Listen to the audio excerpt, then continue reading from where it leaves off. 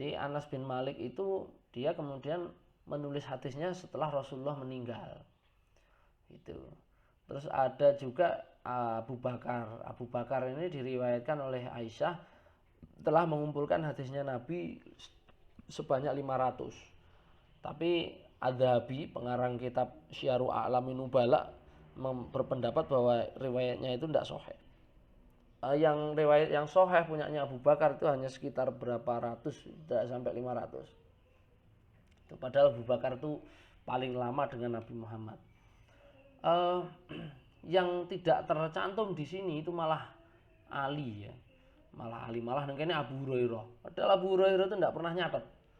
Abu Hurairah itu, kalau Abu Hurairah itu umi buta huruf betulan. Abu Hurairah itu enggak. Kenapa Abu Hurairah enggak nyatet? Karena Abu Hurairah itu wong ra tau sekolah loh. Dia itu orang yang berasal dari pedalaman suku Daus.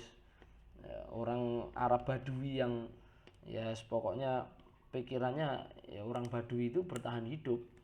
Pokoknya piye carane ben iso urip. Gitu. Dan dia di Madinah itu datang sebagai seorang gelandangan dan hanya 2 tahun bersama Nabi Muhammad. Ya, kapan kau berbelajar baca tulis apa meneh duwe catatan.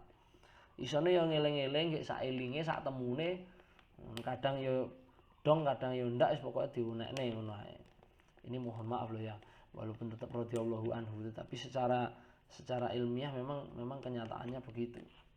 Ini bukan saya yang ngomong, ini di kitab sejarah tarikh memang begitu adanya.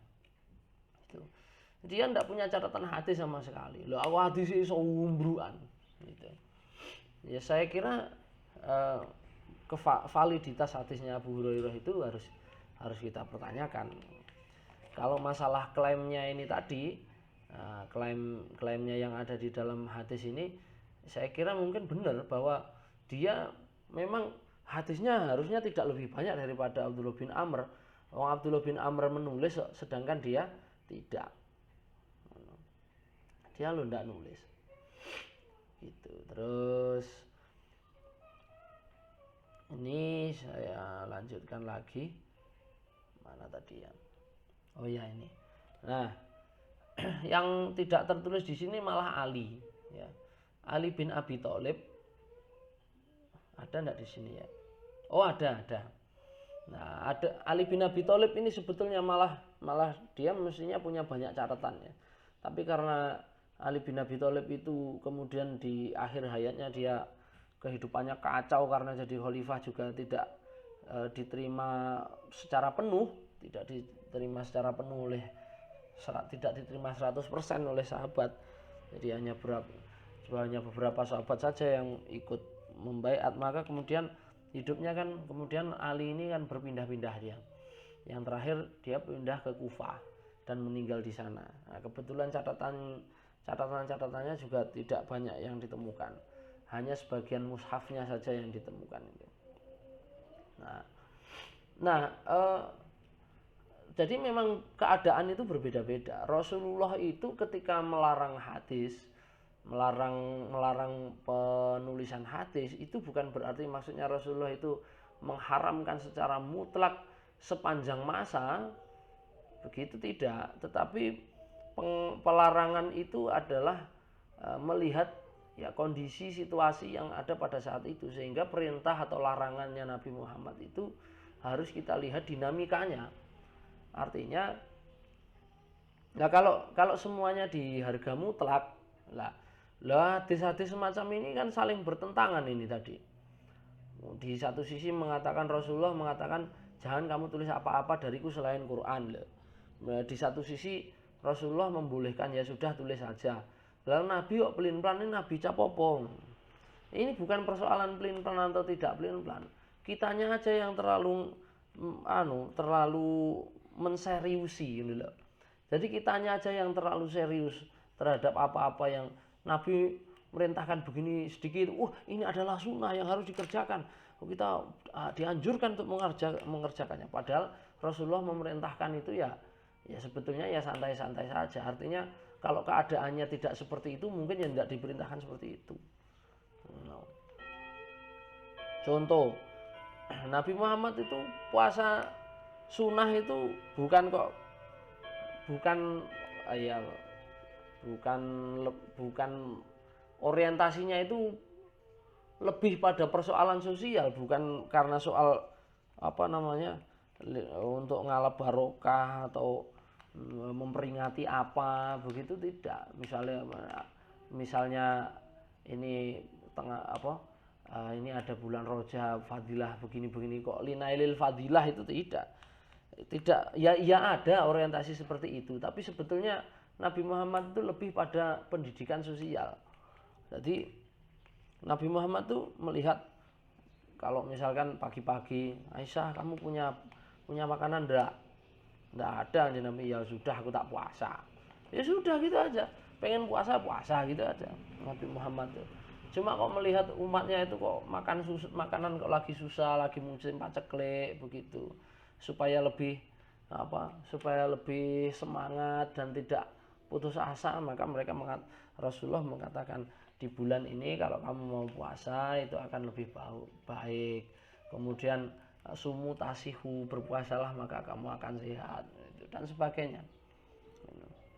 Ya, tapi tetap orientasi untuk linailil fadilah, untuk mendapatkan keutamaan itu tetap ada, tetapi bukan itu yang paling puncak gitu loh.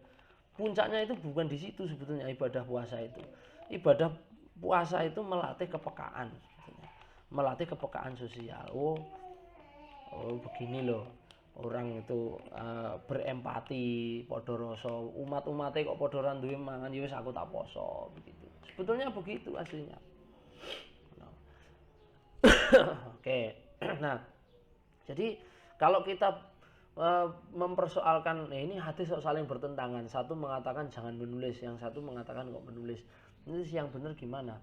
Ya kita harus melihat dinamika yang terjadi pada saat itu. Mungkin di saat yang ini, di yang atas ini, saat Rasulullah melarang penulisan itu, mungkin ada kondisi-kondisi tertentu yang memang kalau misalkan orang-orang itu menulis itu akan malah efeknya malah tidak bagus. Contohnya misalnya khawatirnya kalau nanti semuanya ditulis itu antara Quran dengan hadis itu nanti campur. Tuh yang kedua, kalau misalnya ini nanti ditulis begitu, nah ini jangan-jangan nanti tulisan-tulisan ini nanti dimaknai dipahami sebagai sebuah produk hukum yang mengikat gitu loh. Samare iki ngono kuwi. Kanjeng Nabi ngomong, misalnya Kanjeng Nabi nyabda iki apa jenenge panganan iki mending disimpen. Panganan iki simpenan sing suwi. Ngono. Panganan iki simpenan sing suwi. Lah, terus wong-wong sing ditulis makanan harus disimpan lama. Akhirnya terus saenek-eneke panganan diinggahne terus dadi mambu kabeh. Rasulullah itu khawatir begitu, itu ada dinamika yang tidak tersampaikan ke kita. Yang kita itu harus menggali dulu. Kenapa kok Rasulullah itu melarang menulis itu? Nah, di kesempatan yang lain ketika kondisi itu sudah memungkinkan, maka Rasulullah pun juga kemudian akhirnya mengatakan, ya sudah, sekarang tulislah. Podo karo Kanjeng Nabi di satu sisi mengatakan, oh jangan terlalu menyanjungku atau terlalu memujiku, tapi di sisi lain Rasulullah di riwayat yang lain Rasulullah dipuji-puji, ya menerima, senang. Itu pasti ada konteks sosial atau konteks situasi yang mengikat, sehingga perkataan-perkataan Nabi Muhammad itu ketika sampai ke kita, karena kita kehilangan konteks atau kita tidak tahu terhadap konteks, kita terus iki piye to kok kontradiksi antara satu sama lain. Nah, akhirnya orang sekarang kan terus begitu. Nah, orang sekarang itu yang tidak tahu konteks itu terus melihat sabda Nabi itu sebagai produk hukum yang mengikat. Janganlah engkau terlalu memujiku sebagaimana orang-orang Nasrani itu menjunjung tinggi Isa lalu menjadikannya Tuhan. Ngono kuwi terus ora oleh nyelawati Kanjeng Nabi, gak oleh mensayyidkan Nabi Muhammad, ora oleh. Padahal di hadis lain kemudian Nabi Muhammad mengatakan, ana sayyidun nas yaumal qiyamah. Saya ini sayyidnya manusia di hari kiamat loh. Piye ta? Nabi Muhammad kapan kae ngomong ojo muji-muji aku berlebihan. Masa ngono kene aku ini sayyidnya manusia.